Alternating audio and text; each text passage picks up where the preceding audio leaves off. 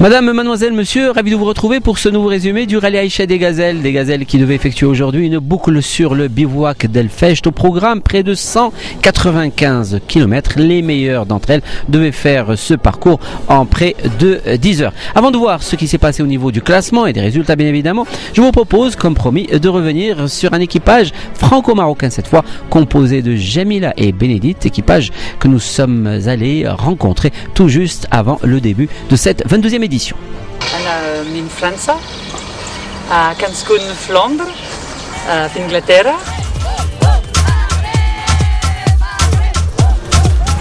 Nous sommes l'équipage 218 du rallye Aïcha des Gazelles. Nous participons pour la première fois à ce rallye. Nous sommes très enthousiastes. Alors on est là, maintenant pour faire nos petites courses, pour préparer les petites courses qu'on aura besoin pour le rallye. Je m'appelle Jamila Issakha, je travaille en tant que directrice développement international. Et l'idée du rallye est arrivée, enfin j'ai toujours voulu faire le rallye depuis que je sais que ça existe. Mais en fait ces 2 dernières années on en a un petit peu plus. Il y a 1 an j'en ai parlé à Bénédicte. Alors Bénédicte je la connais depuis 4 ans. On a fait l'ascension du Topral ensemble, c'était une expérience extraordinaire. Nous avons décidé de faire le rallye pour le côté sportif, pour le défi. Le fait que ce soit que des femmes, ça nous a beaucoup intéressés. C'est bon, c'est bien pour la promotion des femmes partout dans le monde. C'est aussi un rallye humanitaire. Mais ce qui serait bien encore plus, c'est qu'il y ait plus de femmes marocaines qui participent. Et aujourd'hui, on est quelques équipages. Et l'idéal, comme je dis, ça serait qu'on y en ait plus. Et bon, c'est sûr que c'est pas facile parce que de trouver des sponsors.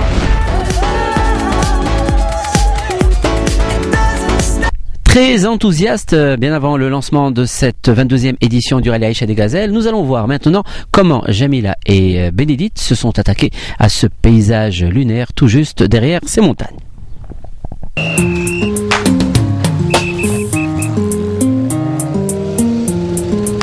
Une fois qu'on quitte le bivouac, une fois qu'on a fait notre ligne de départ et qu'on a quitté le bivouac, on s'arrête de 20 mètres plus loin pour vraiment calculer notre cap et faire le repérage et savoir exactement dans quelle direction on va aller.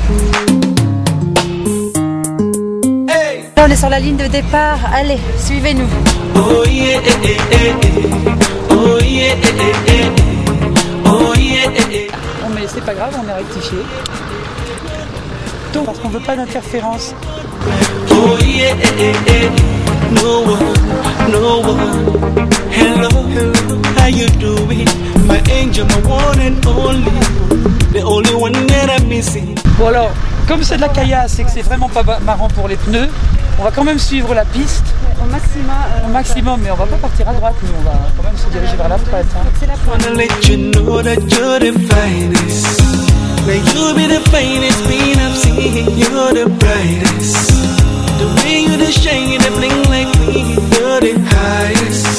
When it comes to rating, you're the lead. My princess, my only one lover. Ça c'est génial parce qu'enfin, t'es très content d'aider. Tu avais des gazelles, un équipage complètement planté. Et la première des choses, on s'arrête et on va aider. Et ça c'est l'esprit du rallye. Et nous aussi on a été aidés. Et donc, ça n'arrête pas, c'est tous les jours comme ça et c'est génial. Oui, surtout quand on est dans le sable, c'est quand même pas facile. Et donc de s'entraider, de pousser, de tirer, de pelleter. Après ça nous épuise. Oui, ça nous épuise, mais bon, on continue après ça.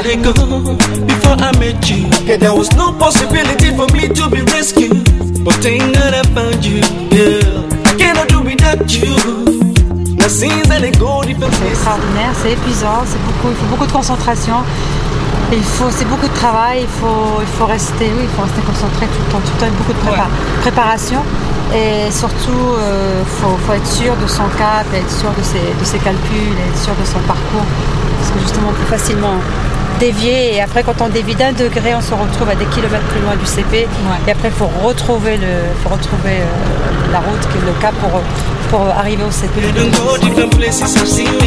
Premier CP de la journée. Alors qu'est-ce qu'il faut que je donne exactement? Parce que normalement c'est Jamila qui fait la navigation, mais on a décidé de changer. Allez, donne-moi ça. Non, je suis la navigatrice aujourd'hui. C'est ma feuille. Voilà. Oui, allez. Un premier CP. Allez, on pointe. C'est la B. B, B, B, B comme bébé. B comme Bernard.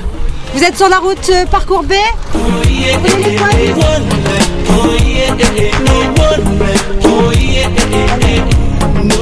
C'est bon?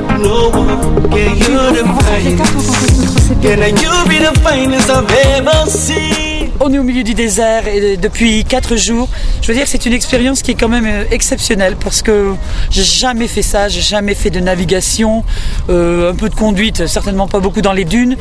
Et je viens depuis longtemps au Maroc, mais jamais dans cette partie du Maroc, donc je découvre complètement Erfoud vers la route de Mohammed aussi. Cette promenade, c'est un vrai rallye où il faut être tout le temps concentré, bien préparé, beaucoup d'organisation et faut dire que c'est épuisant. Donc on a eu, quand on a eu l'épreuve marathon, on était un petit peu déçus parce que il y a des choses imprévues. On a décidé de reprendre le parcours normal pour pouvoir passer une bonne nuit et reprendre par la suite une étape un peu plus difficile.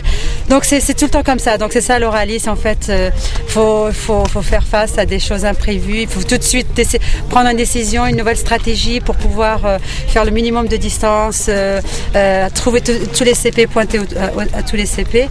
Si je devais décrire le rallye en 2 mots, c'est quand même beaucoup de solidarité et ça c'est extraordinaire. Et ça reste quand même épuisant et c'est une compétition, faut gagner.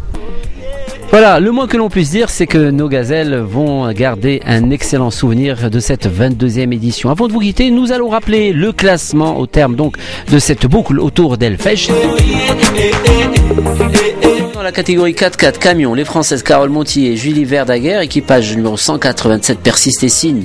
Elles détiennent toujours la première place au général, mais leurs poursuivantes Elisabeth Jacinto et Sofia Carvalhosa n'ont pas dit leur dernier mot. Dans la catégorie moto-quad, là non plus pas de changement, puisque la paire franco-allemande, composée de Langlois et Clèves, reste toujours aux commandes. Idem chez les crossovers, puisque les leaders sont les mêmes que la veille, c'est l'équipage 310, composé de Sylvie Husson et Sophie Gosset. Voilà, c'est tout pour le résumé de ce soir. Merci pour votre attention, au revoir et à demain.